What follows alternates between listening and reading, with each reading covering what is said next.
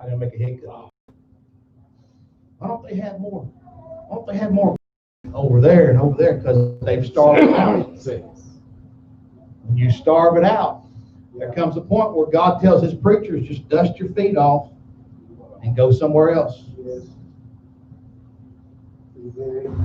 Well, why, Brother Garner, do you pay your tithes every time you get paid? Why? My parents gave me a little blessing a few days ago, and I told my wife, come back from Freeport, I said, now, what they gave us, make sure we pay tithes. That's right. I'm not trying to see how I can pay the least. All right, now. You got to understand who I'm giving to. That's right. That's right. Praise God. I'm not giving to somebody that needs anything. That's it. I'm giving to somebody who can make a raven bring me bread. Come on here. When Walmart won't take my money, Come on here. I'm giving to somebody Yeah. who can heal my body when the doctor says there's no hope. Come on. Amen. You got to understand who we're giving to here. Well, Lord. That's the word. Thank you, Jesus. That's right. Hey.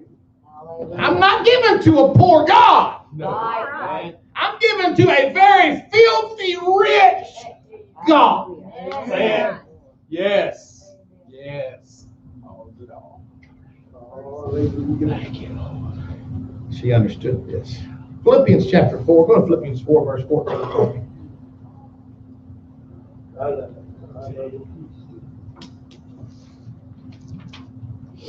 Philippians 4 and verse 14 through verse 19. Paul said, but even so, you have done well to share with me in my present difficulty. He's talking to the Philippian church here. As you know, you Philippians were the only ones who gave me financial help when I brought you the good news and then traveled on from Macedonia. No other churches did this. Even when I was in Thessalonica, you sent help more than once. I don't say this because I want a gift from you. What I want is for you to receive a well-earned reward because of your kindness. At the moment, I have all I need, Paul said, more than I need. I'm generously supplied with the gifts you've sent me from Epaphroditus.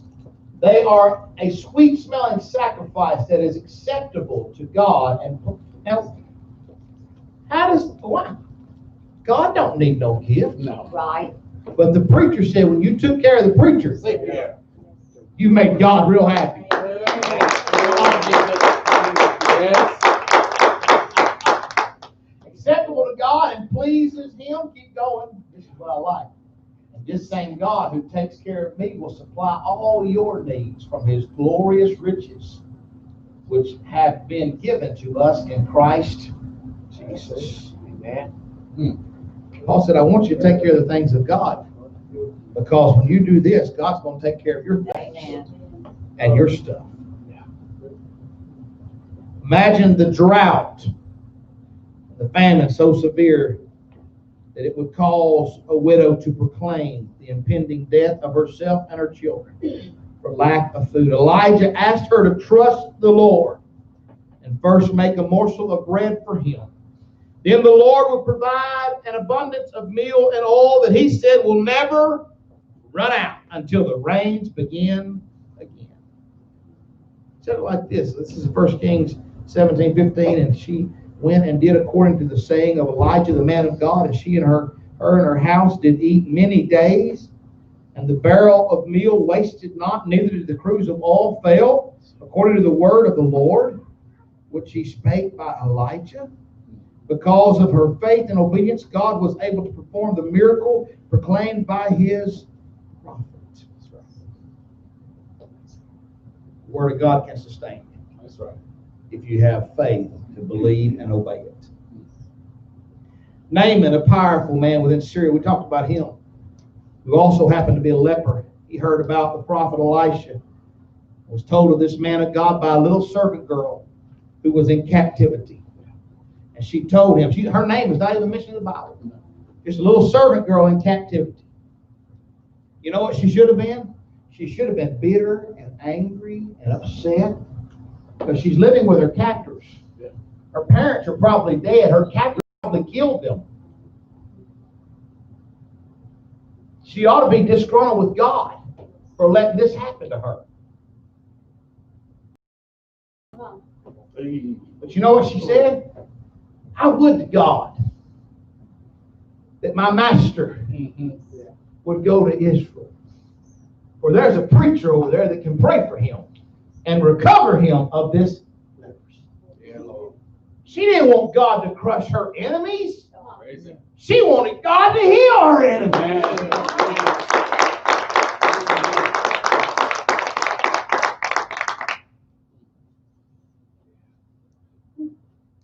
And he heard about it. And he sent. Him and his little entourage got together with all kinds of gold, silver, and gifts, and they went. He believed the little girl. Oh, yes. And they went to Israel. And they found Elisha the prophet. And Elisha the prophet would not even come out and talk to Naaman. It is my personal opinion, he would not come out and talk to Naaman because this miracle had nothing to do with the preacher. This was a little girl who caused this. A little girl who should have been bitter and angry and resentful and said, I'm not going to be. No. I'm in this situation. But I don't have to become bitter. That's right. I don't have to become angry. That's right. I don't have to hate anybody. Come on now. Come on, Jesus. Matter of fact, I can love my enemies enough to wish that God would heal them. Amen. Amen. Amen. Yes. She did. You know, Elisha sent out Gehazi, his servant, to the door. And Gehazi said, here's what the preacher said for you to do. He said, he told you to go down to that muddy Jordan and dip 7 times, and the Lord will recover you of your leprosy. You know what Naaman did? Want him to come out here and talk to me. Who's this preacher think he is? He got all sideways. Yes, he did. He's dying in leprosy. And got upset at the preacher. Yes. Yes. God, I ain't doing all that. There's plenty of good-looking rivers. Crystal Springs between here and where I live. He wants me to go to the muddy Jordan. And thank God, some little servant in the crew said, Master, if he'd asked you to gargle peanut butter, you'd have done it. Yeah. Would you stop getting mad for just a minute and realize you're the one with leprosy? Yeah. Amen. Yeah. You really can't afford to get sideways right now. Amen. Right. That's right. That's all right. If they asked you to do a hard thing, you'd have done it. At least asked you to do an easy thing. Well, he came to us and he said, all right, let's give it a shot. He goes down, he dips once, nothing, twice, nothing, 3 times, nothing, 4 times. Oh, you know the story. 6 times he came up, nothing changed. But he went down at 7th time. He came back up, and his skin was like a baby. Oh,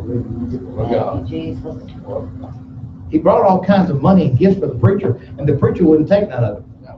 Because it really wasn't the preacher's ministry that